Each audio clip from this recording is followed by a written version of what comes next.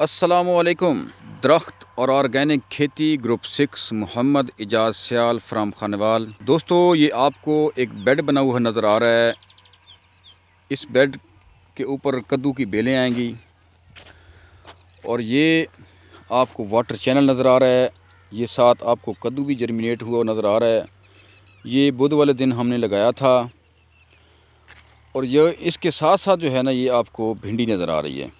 भिंडी और कद्दू की इंटरक्रॉपिंग इसलिए की है कि एक तो हमारे पास यहाँ वो जो एक खेल बनाने वाला, एक वाटर चैनल बनाने वाला प्लांटर होता है वो नहीं था, नंबर एक।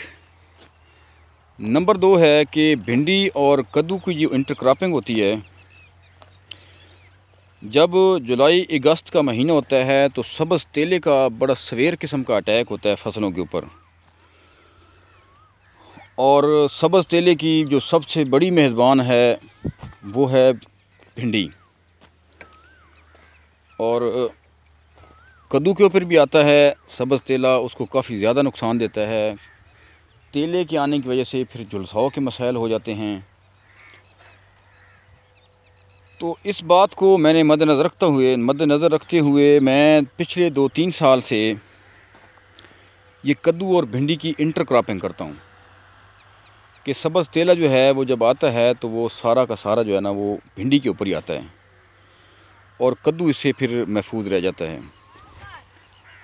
दूसरी बात जो बतानी है वो ये है कि जब भी आपने कद्दू लगाना है, अगर आपने 3G कटिंग नहीं करनी तो उसके लिए ये आपने बेड बनाना है। ये बेड मैक्सिमम 12 फुट का है जी, क्योंकि आप 3G कटिंग अगर नहीं करेंगे तो आपकी बेल 3.5 फुट के बाद जो है ना वो मेल फूल लेती है और फिर कद्दू जाके बनता है। फिर वो आगे बढ़ती जाएगी, ब्रांचें लेगी तो कद्दू मिलेगा, अदरवाइज़ अगर रुक गई तो कद्दू नहीं मिलेगा। तो अभी 6 फुट की बेल इधर आई, 6 की इधर आई, तो ये बन गई 12 फुट।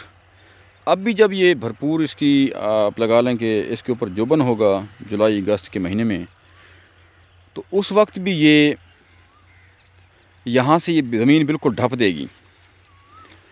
लोगों का कहना है कि कद्दू की बेलें जो है ना आपस में बिल्कुल इकट्ठी हो जाएं जी, ज़मीन नंगी नहीं होनी चाहिए।